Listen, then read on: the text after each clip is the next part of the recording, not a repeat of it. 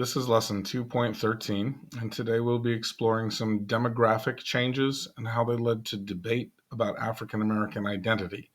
But a lot of this video is kind of the background story that leads up to that debate, and we're especially going to be talking about something known as the colonization movement to set up our study of those debates. So, once again, we'll start with the Constitutional Convention when they decided to put a 20-year time limit on the transatlantic slave trade. This brought an end to international slave trading, at least in theory. Rest assured, some illegal smuggling of enslaved Africans still went on, but after 1808, the main driver of Black population growth was childbirth. And by the mid 1800s, the population of Black Americans was rapidly approaching 4 million people. Almost all of them were American born, but they were still commonly referred to as Africans, despite having no first hand experience of Africa. The term Africans was used for free Black people as well, of which there was a small but growing number, especially in cities like Boston. This graph shows African American population growth after the 1808 slave importation ban went into effect.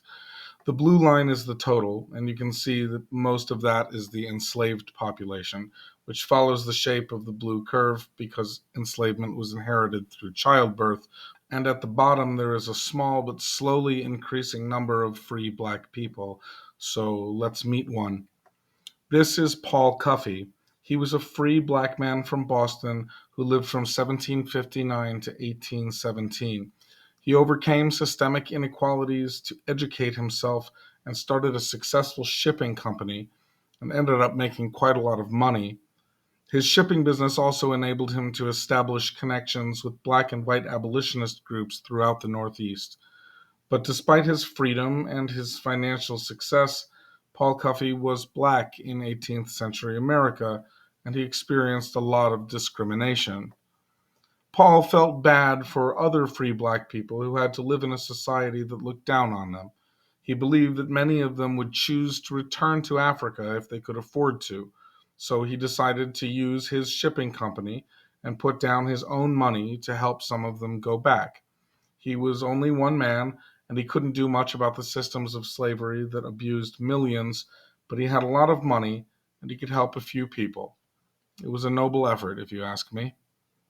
So then, England noticed what Paul Cuffey was doing, and it got really excited. See, they'd been trying to send back their free Black people since 1786, and had carved out a little colony called Sierra Leone just for that purpose. But conflicts with the native Mende people had threatened to derail the project, and the English saw Cuffey as a potential ally who could attract attention and support for the Sierra Leone project. In any case, they were like super jazzed to have Cuffey on board, so to speak. Back in America, Paul Cuffey became the first African American to meet the president when he sat down with 100 slave owner James Madison, who was very intrigued by this send back the Black people idea. Of course, no one was talking about abolishing slavery, just removing those Black people who were already free. Slave owners actually loved this idea because they viewed free Black people as troublemakers who would incite rebellions. White abolitionists believe it would increase support for freeing slaves. Strangely, Paul Cuffey had stumbled upon an idea that got abolitionists and enslavers working together. The enslavers got to keep their chattel, and the white abolitionists got to feel good about themselves. Everyone agreed that sending the free Black people back to Africa and continuing to enslave and exploit the rest was the best idea ever. And so the American Colonization Society was formed. Its continuing mission to use federal funding to colonize more of West Africa and to send as many free Black people back there as possible, reuniting them with their ancestral homeland, and thereby righting a centuries old injustice and making white people feel good about themselves while also getting troublesome free Black people out of the way. It was a truly perfect solution. There was only one problem. The vast majority of those 4 million people labeled Africans just weren't African. For better or worse, the United States was their home. After generations in diaspora, they had no firsthand knowledge of Africa, and their burning desire to be free should not be confused with a desire to leave their home. And the small minority of free black people who had gained access to education and wealth would not be so easily fooled.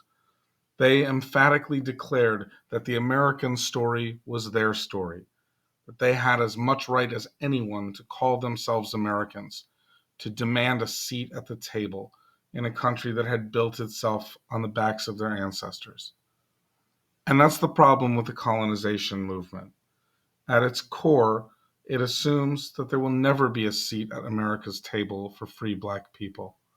What brought white abolitionists and slaveholders together was the shared belief that black people could not peacefully coexist with whites in a free and equal society. The perspectives expressed in the sources we'll look at next are nearly unanimous in the view that black Americans can and must demand the right to an American identity. But it should be noted that Paul Cuffey's venture was only the first of many black-led Back to Africa movements, and many would say that the debate over the African American identity is still very much alive today. Stay tuned.